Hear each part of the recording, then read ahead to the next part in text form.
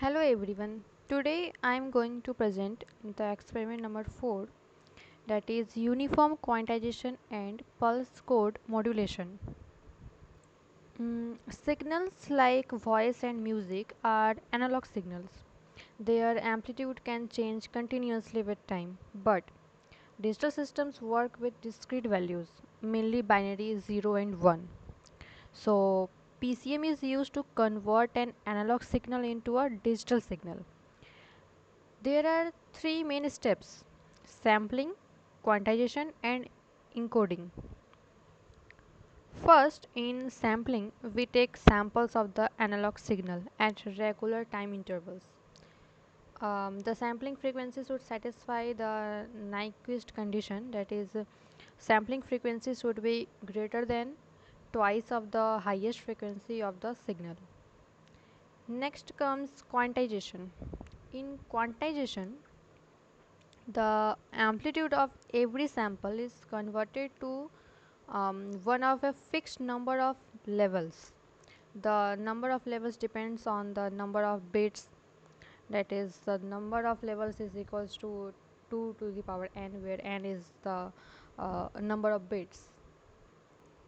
For this experiment, we implemented a uniform PCM quantizer in Python. The program first calculates the number of levels and then calculates the step size. After that, each sample is assigned to its proper quantization level, and each level gets an index, and that index is converted into an n bit binary code. The program also calculates the quantization error and MSE and SQNR. Now let's look at the output. This is the quantizer staircase characteristic. Here the horizontal axis represents the input voltage and the vertical axis represents the quantized output. Ideally we want xq equals to x, but a quantizer cannot represent every possible amplitude. It can only represent a fixed number of levels, so the output looks like a staircase. Here for 2 bits the number of levels is 4 and step size is 0.5, and for n equals to 3 step size is 0.25, and for n equals to 4 the step size is 0.125. So we can clearly see that increasing the number of bits give us more levels and smaller steps. That's why the staircase becomes closer to the ideal line. Now let's look at the original sine wave and its quantized version. Here with 2 bits we have only 4 levels, so the quantized waveform looks quite rough. The SQNR is 12.81 dB, and when we increase the bits up to 3, then L equals to 8 and the SQNR becomes 19.09 dB, and for n equals to 4 the SQNR is 25.31 dB, and finally with 8 bits the SQNR becomes 49.79 dB.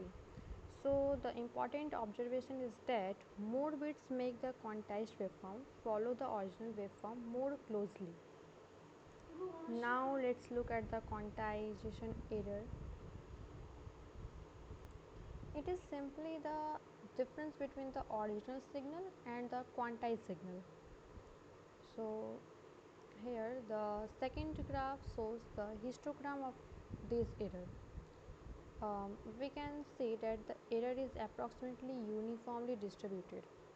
For a uniform distribution, the quantization noise power is del square by 12. So this also explains why increasing the number of bits improves the signal.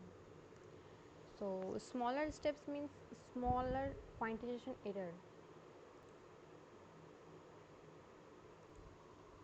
Now this is the output number 4, where we look at SQNR and MSE.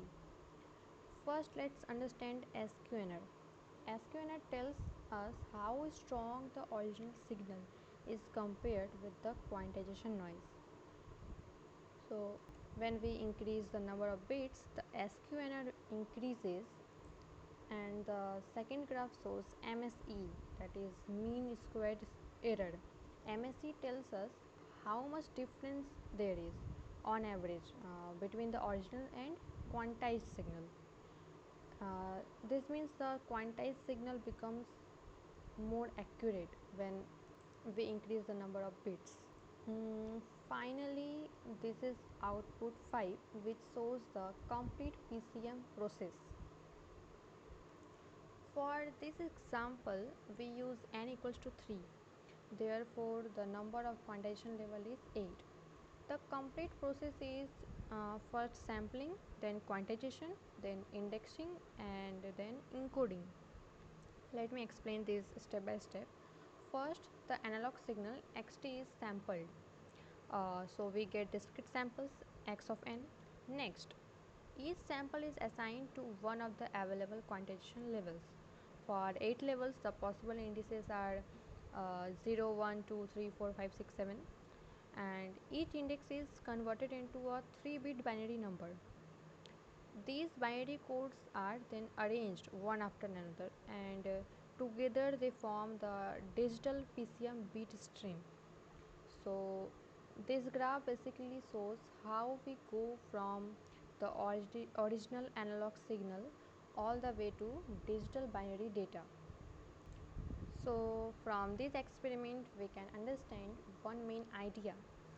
When we increase the number of bits, we get more quantization levels. The step size becomes smaller. Therefore, the quantization error and MSE decreases and the signal quality improves. So, in simple words, more bits give better accuracy, and the signal is represented using more closely spaced levels. This experiment helped us understand how an analog signal is converted into a digital signal using PCM. Thank you for watching my presentation.